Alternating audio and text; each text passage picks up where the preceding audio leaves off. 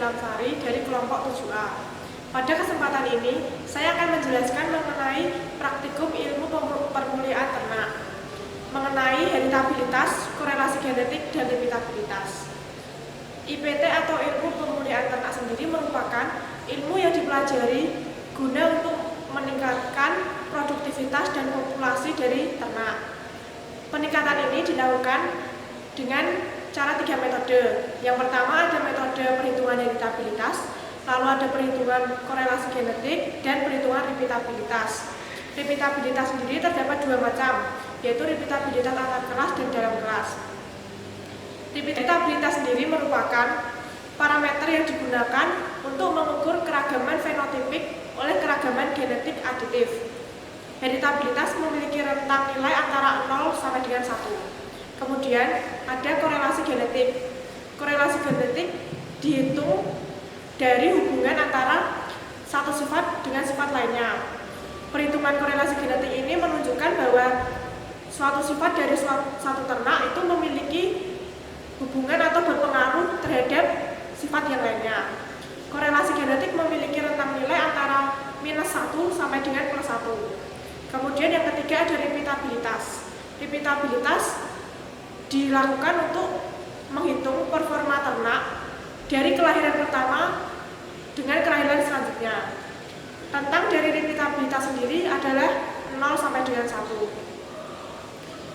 Kemudian tujuan dilakukannya praktikum ini adalah untuk mengetahui apa itu heritabilitas, korelasi genetik, dan repeatabilitas.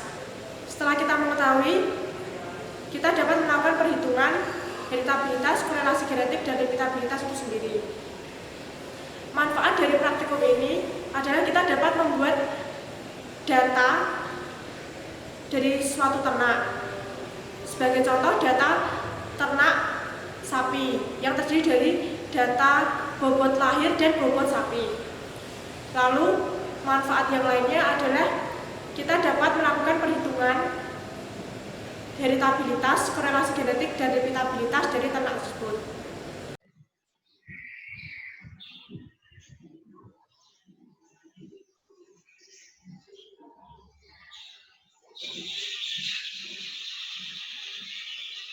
Untuk contoh soal, di sini kita menggunakan komoditas domba Garut, yaitu anak dari domba Garut.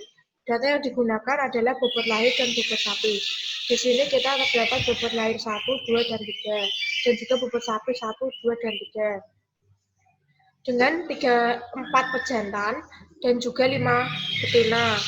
Satu pejantan mengawini masing-masing 5 betina.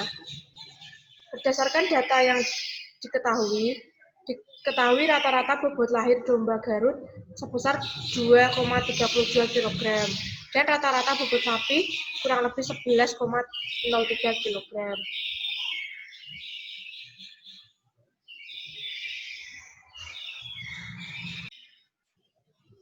Yang pertama, di sini kita akan membahas mengenai heritabilitas. Di sini kita akan menghitung nilai heritabilitas dari bobot lahir. Data yang digunakan seperti terlihat pada tabel, yaitu data bobot lahir 1 dari pejantan 1, 2, dan 3, dan 4 dengan masing-masing betinanya. Di sini terdapat Y titik-titik pada masing-masing data. Kemudian ada data YI titik kuadrat dengan S4, N12, NI sama dengan K sama dengan 5. Pertama kita akan menghitung faktor koreksi. Faktor koreksi dengan rumus Y titik-titik kuadrat per N. Didapatkan hasil 107,5. Kemudian dihitung JKS dengan hasil 0,01. Kemudian ada JKW dengan hasil 27,32, DBS 3, DBW 16. Kemudian ada KTS 0,03 dan KTW 1,7. Setelah kita mendapatkan KTS dan KTW, TW, kita dapat menghitung KTHW dan KTHS. KTHW sama dengan KTW, yaitu 1,7. Dan KTHS dengan rumus KTS min KTW per K, didapatkan hasil 0,33. Seharusnya minus 0,33, namun dimutak menjadi 0,33. Setelah mendapatkan semua data, kita dapat menghitung nilai heritabilitas bobot lahir 1 dengan rumus H kuadrat sama dengan 4 ragam S per ragam S plus ragam W. Didapatkan hasil minus 0,96. Setelah didapatkan semua hasil dari proses 1 sampai dengan 10, dapat kita masukkan ke dalam daftar CD ragam dengan derajat bebas 1, kemudian DBS 3, DBW 16, JKS 107,5, JKW 27,32, dan selanjutnya.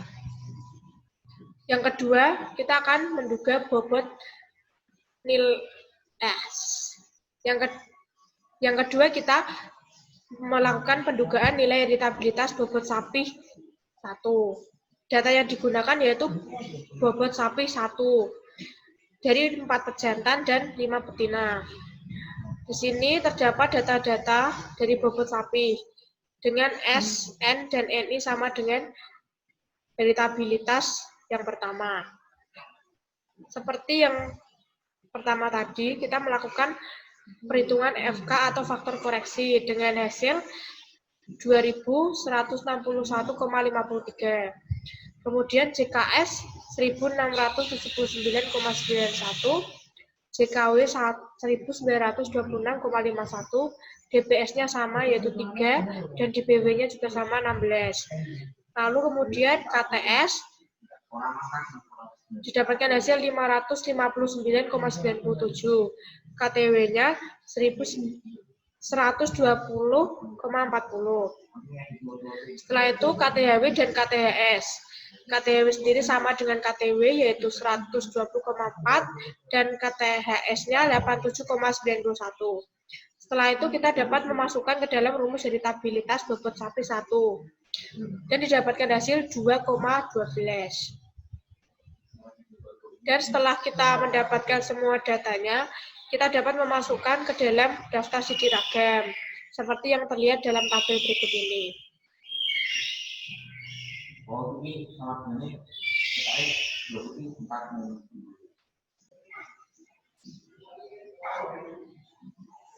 Selanjutnya kita akan melakukan pendugaan nilai korelasi genetik bobot lahir dan bobot sapi.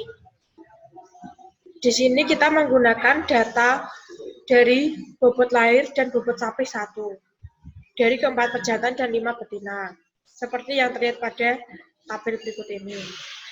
Kemudian kita akan melakukan perhitungan faktor koreksi dengan rumus X titik-titik kali Y titik-titik per N titik. X itu menggambarkan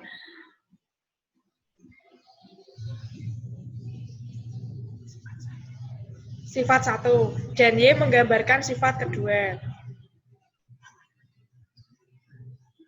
Kemudian di sini dilakukan perhitungan FK dengan hasil 482,06 dan kemudian kita melakukan perhitungan JHKS atau jumlah hasil kali antar pejantan dengan hasil 0,4 dan JHKW 26,08.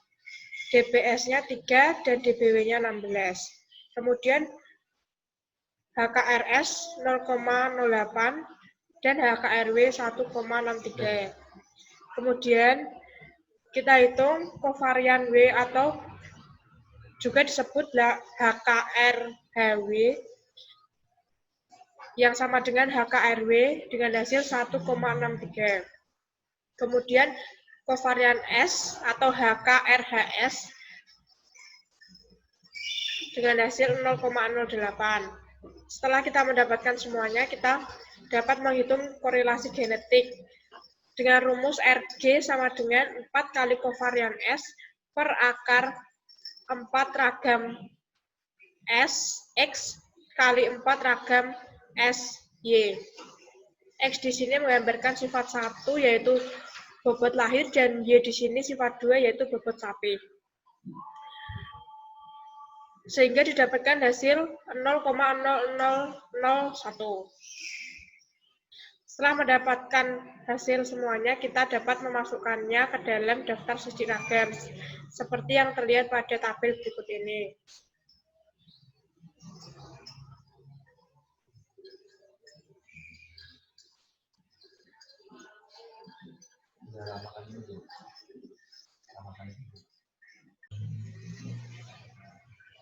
Selanjutnya kita akan melakukan pendugaan nilai repeatabilitas antar kelas. Data yang digunakan yaitu data bobot sapi 1 dan 2. Di sini ada data bobot sapi 1 dan 2. Bobot sapi 1 ditandai dengan X dan bobot sapi 2 ditandai dengan Y. Lalu kita akan melakukan perhitungan nilai repeatabilitas antar kelas dengan rumus R sama dengan sigma XY min sigma X kali sigma Y per N per akar sigma X kuadrat min sigma X kuadrat per N kali sigma Y kuadrat min sigma Y kuadrat per N.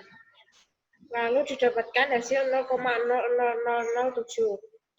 Kemudian setelah kita melakukan pendugaan repeatabilitas antar kelas, kita lakukan pendugaan repeatabilitas dalam kelas dengan data yaitu bobot lahir. Di sini ada bobot lahir 1, 2, dan 3 yang ditandai dengan X, Y, dan Z. Dengan N besar 12, M sama dengan K3, M.36, MI 12. Pertama kita akan menghitung faktor koresi dengan nilai 184,24, kemudian JKB 137,7, JKW 4,2, DBB 11, DPW 24, KTB 12,5, KTW 0,17. Selanjutnya KTHW 0,17, KTHB 12,5, dan kita dapat menghitung nilai repeatabilitas dalam kelas dengan rumus ragam B per ragam B plus ragam W dengan hasil 0,96. Setelah kita mendapatkan semua data, kita dapat masukkan ke dalam tabel sidik ragam yang terlihat dalam tabel berikut ini.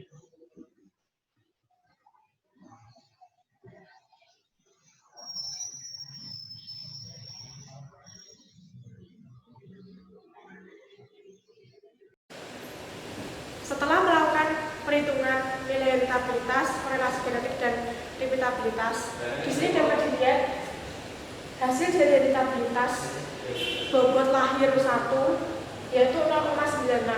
Hal ini menunjukkan bahwa nilai ini menunjukkan bahwa bobot lahir dari ternak domba baru itu banyak dipengaruhi oleh faktor genetik. Lalu kemudian ada repeatabilitas bobot sapi 1 yaitu 2,12. Di sini menunjukkan bahwa bobot sapi dari komoditas tersebut banyak dipengaruhi oleh lingkungan, bukan oleh genetik. Kemudian terdapat korelasi genetik. Korelasi genetik di sini perhitungan antara bobot lahir dan bobot sapi dan didapatkan hasil 0,001. Nilai ini berada di dalam rentang dan menunjukkan bahwa bobot lahir dan bobot sapi itu memiliki korelasi dan saling mempengaruhi. Kemudian di sini ada nilai repeatabilitas antar kelas dan dalam kelas. Nilai repeatabilitas antar kelas didapatkan hasil minus 0,001. Nilai minus ini diketahui bahwa dia berada di luar rentang, di mana rentang repeatabilitas sendiri adalah 0 sampai dengan 1. Kemudian nilai repeatabilitas dalam kelas itu 0,96, yang dimana nilai ini berada di dalam rentang.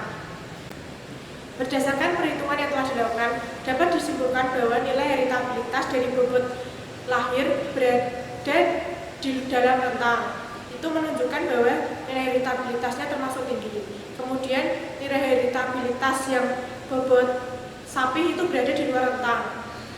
Kemudian nilai korelasi genetik berada di dalam rentang, namun nilainya sangat kecil, menunjukkan bahwa sifat satu dengan sifat lainnya sedikit mempengaruhi.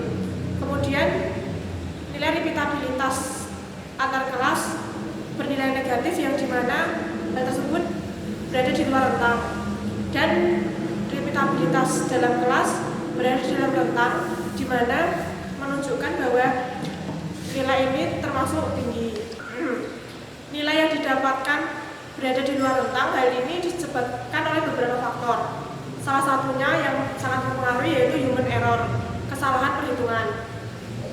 Demikian penjelasan saya mengenai heritabilitas, korelasi genetik, dan repeatabilitas.